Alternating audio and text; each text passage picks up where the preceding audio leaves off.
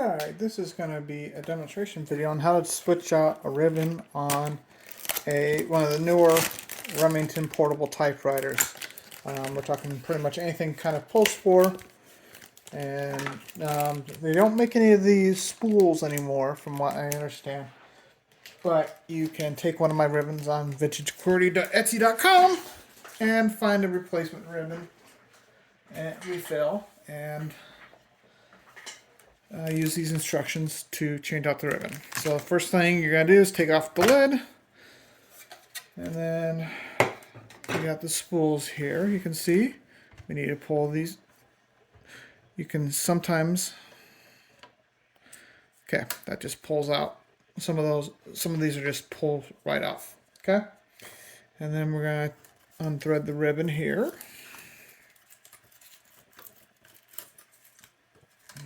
We are going to, sometimes they'll have these, sometimes you'll have the metal rings, sometimes you don't. If you have the metal rings, make sure you keep them. If you don't have the metal rings, don't worry, you can still thread one of these new ribbons on in any case. So we're just going to disconnect,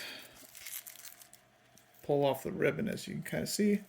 Just pull it off on that one side. And then I'll have to unravel this one.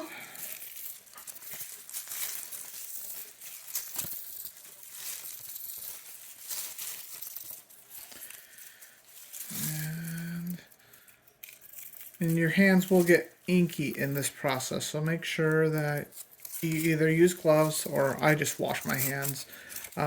Rubbing alcohol really helps. Hand soap.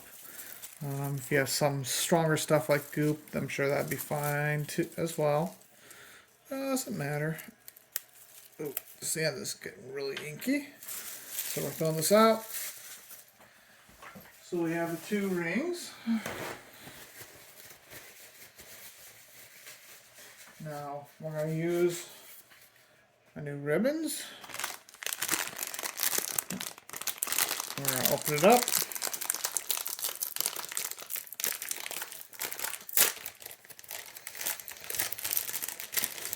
Okay, we're going to take the old ribbon, this ribbon, the new ribbon, and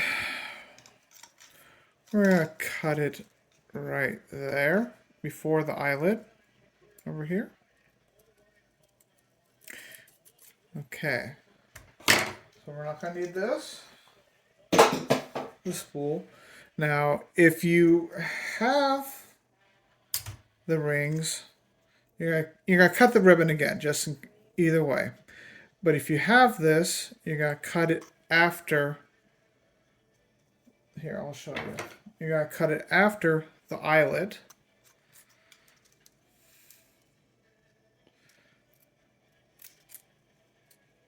Like that. Okay? And then we're going to go ahead and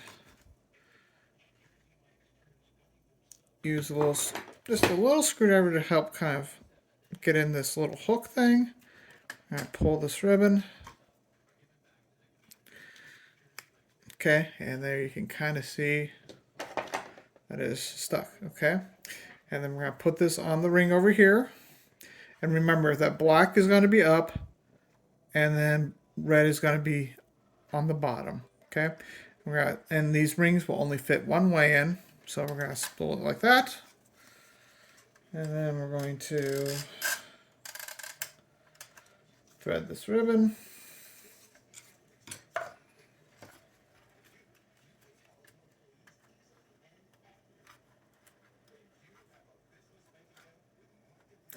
There we go. We're going to put this spool back. Oh, this came undone. That's fine. We will get it done better this time. Here we go.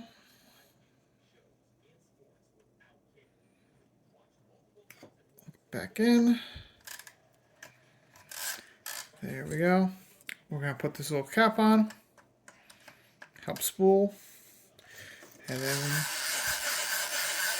we're going to switch the ribbon direction just so it's not as noisy. You don't hear the gears turning.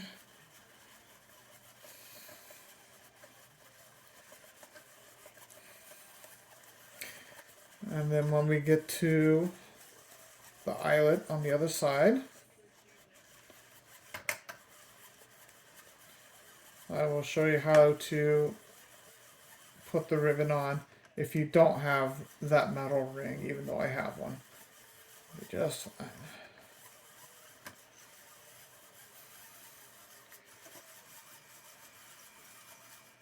Okay.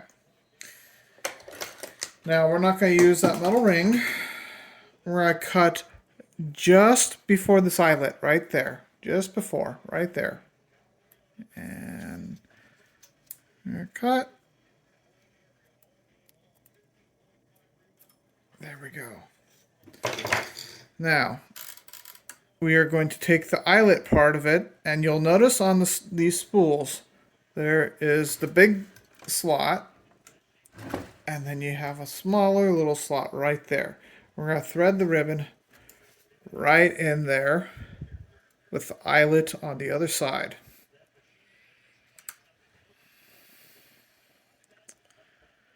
It's kind. Hold on. Let me set this down. I'll show you.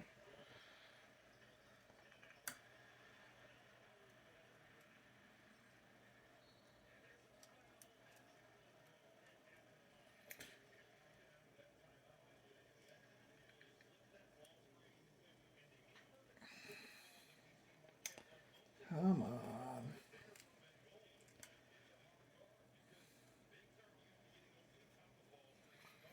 Let's see.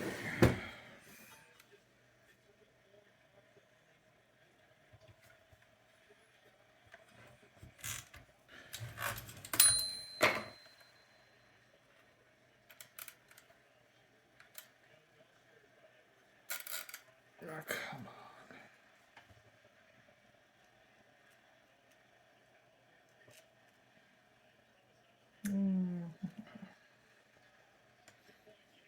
Usually it's not this tough. There we go. There we go. Yeah, my motor skills are not very good today. It's too early in the morning. Okay, so as you can see, it is threaded in. You see that metal part, the eyelet. There you go.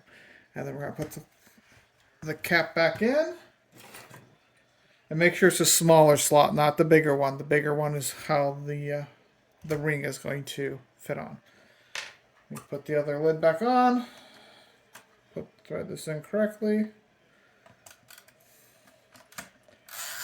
And there you go. You are ready to use this ribbon again. So that is how you switch out the ribbon on one of the newer Remington typewriters post World War II or so. So I hope this helps. Thank you.